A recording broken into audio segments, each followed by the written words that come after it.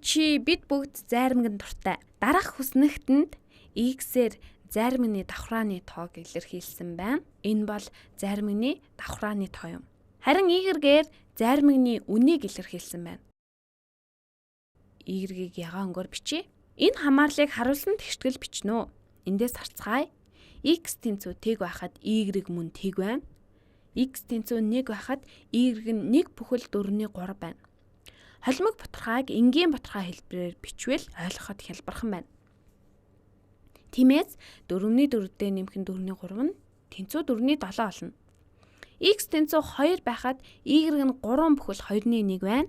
Үүнийг бас хялбарчиж бичвэл ойлгомжтой болно. 2 3-ын 6 нэмэх нь 1 тэнцүү 7.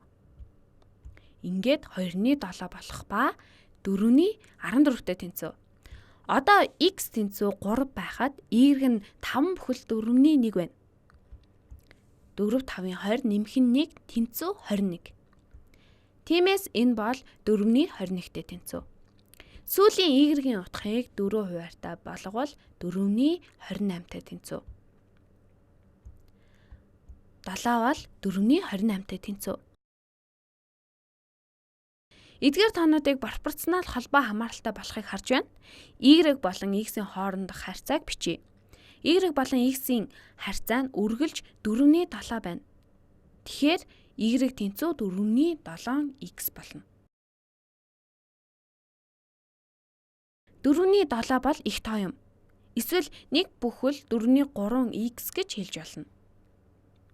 Арай ойлгомжтой байх үднээс y-ийг хуваах нь x тэнцүү 7-г хуваах нь 4 байна. Эсвэл y тэнцүү 4-ний 7x гэж хэлж болно.